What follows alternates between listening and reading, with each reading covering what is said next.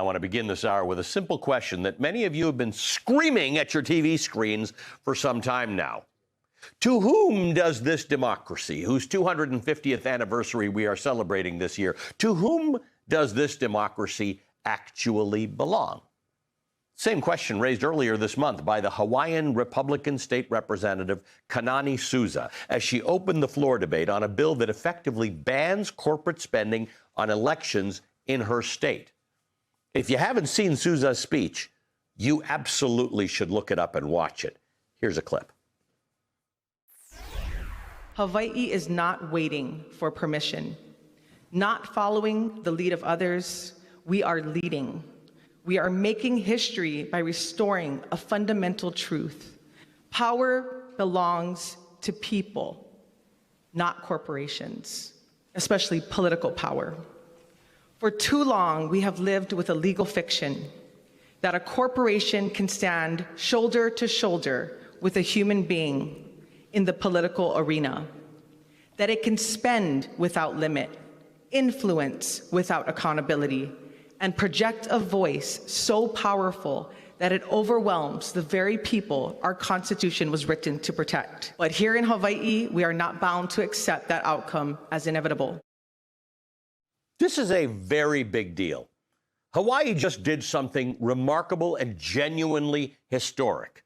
It passed a bill into law with near unanimous bipartisan support that effectively bans corporations from spending money to influence state elections. And it did this by redefining what powers a corporation actually has. Hawaii Governor Josh Green signed it on May 14th, making Hawaii the first state in the nation to take on Citizens United and doing so in a way that no state has done before. This is good news because it's a model that at least a dozen other states are working on following. Now, obviously, you know the story of Citizens United, but it's worth repeating. In 2010, the United States Supreme Court ruled 5-4 that corporations, like people, have a constitutional right, a First Amendment right, to spend unlimited money in elections. Soon after that decision, the floodgates opened, as you would expect. From 2010 to 2024, outside groups spent more than $4 billion with a B on federal elections alone. Dark money, spending by groups that are not required to disclose their donors, hit a record $1.9 billion in the last presidential cycle. State Senator Carl Rhodes, the Hawaiian bill's lead author, noting the scale of the problem, said, quote, in 2006, dark money was less than $5 million nationwide. In 2024, there was over $1 billion with a B anonymously spent in the presidential election alone, end quote. For more than a decade since that infamous ruling, Americans were told that there was nothing to be done. You want to fix it? Good luck. Amend the Constitution. Good luck waiting for a different Supreme Court. But a senior fellow at the Center for American Progress named Tom Moore did not accept that. And what he came up with is frankly very clever. Moore's insight was this. Citizens United asked whether the government could regulate a corporation's right to spend money in elections. The court said no, it could not. But the Supreme Court was never asked, nor did it ask, a different, more fundamental question. Does a corporation have the power, not the right, the power to spend money on elections in the first place? And that question, it turns out, belongs entirely to the states. Here's the key to understanding this. Corporations are not born. They are, in fact, created by state law. Unlike humans who are actually born, corporations are created by state law. They are given their powers by state law. They are dependent on state law for their very existence, which is why people choose to incorporate in various different states based on the rights that that state offers. Anyone who even has a small company knows that a corporation in America is a state entity. Chief Justice John Marshall established this principle in 1819, writing that, quote, a corporation is an artificial being, invisible, intangible, and existing only in contemplation of law. Being the mere creature of law, it possesses only those properties which the charter of its creation confers upon it, end quote. Pretty simple writing. In other words, corporations only exist because states created them and gave them their powers, things like the right to own property, to sign contracts, to sue, and to be sued. That 200-year-old Supreme Court decision has never been superseded. So Tom Moore's strategy, he calls it the corporate power reset, builds directly on this concept. States create corporations. States grant corporations their power. States have always retained the authority to rewrite that list. And what the state grants, the state can take back. So instead of trying to restrict corporate speech, which is where Citizens United dwells and where states have lost repeatedly in federal court, Hawaii simply decided that it will decline to grant corporations that power in the first place. It is a subtle distinction, but it may be a legally and politically consequential one. It makes Citizens United irrelevant, at least within the borders of states that adopt this new way of thinking about it. Hawaii's new law, which takes effect on July 1st of next year, redefines corporations doing business in the state as entities that do not possess the power to spend money on elections or ballot measures. It does not eliminate super PACs, but it cuts off their most corrosive fuel source, anonymous corporate money.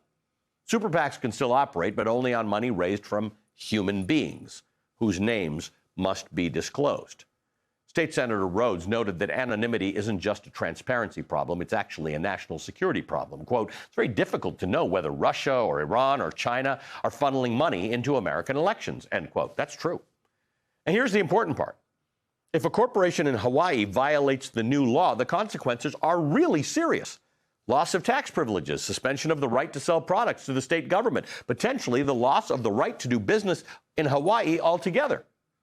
The Hawaii Attorney General opposed the bill, by the way, warning that it would face immediate legal challenges, and she's probably right. Lawsuits are coming. But legal experts like Avian Soifer, the former dean of the University of Hawaii's law school, studied the measure closely and wrote to Governor Green, noting that, quote, states have exercised such authority for over 2 centuries, and the U.S. Supreme Court has affirmed this state authority repeatedly. And even skeptical legal voices acknowledge that there is something genuinely new here.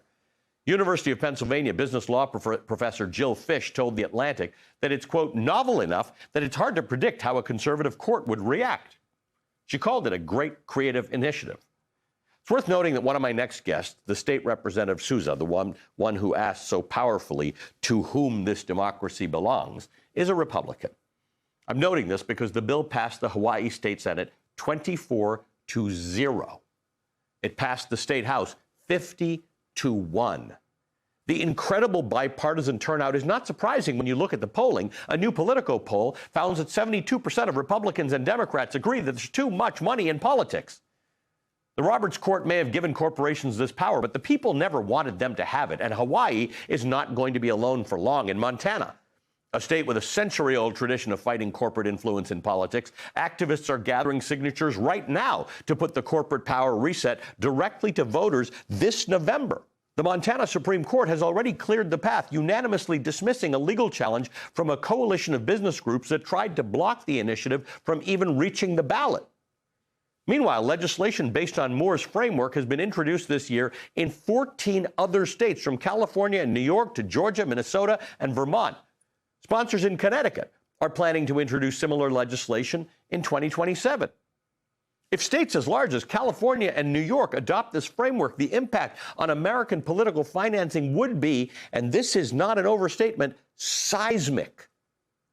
We're living through a moment when the concentration of wealth and power in American political life has reached levels that alarm most Americans, regardless of party affiliation. Citizens United played a central role in that, opening the floodgates for dark money, for anonymous corporate spending, for the kind of influence that makes ordinary voters feel correctly that their voices matter less. Hawaii just found a way to start addressing that, not by fighting the Supreme Court on its own turf, not by waiting for a constitutional amendment that may or may not come, but by reaching back 200 years into the bedrock of American law and using an authority that was always there. One that Tom Moore says simply went unused, untested, and unmentioned until now.